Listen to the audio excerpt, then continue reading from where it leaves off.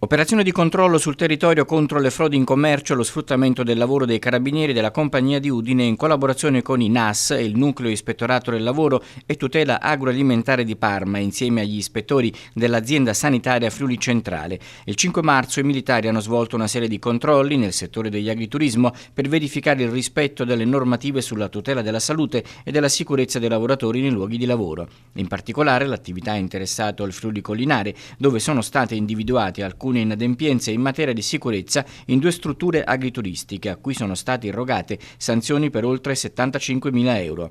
In una delle 2 strutture è stato trovato un lavoratore extracomunitario irregolare. Le attività di entrambi gli agriturismo sono state sospese per gravi violazioni inerenti alla prevenzione del rischio sul luogo di lavoro. I titolari sono stati denunciati. L'intervento, si legge in una nota del comando provinciale, sottolinea il costante impegno dell'Arma dei Carabinieri in sinergia con altri presidi territoriali nel monitorare il settore agroalimentare, garantendo che l'eccellenza del territorio non venga compromessa da fenomeni di sfruttamento o da carenze strutturali pericolose per dipendenti e avventori.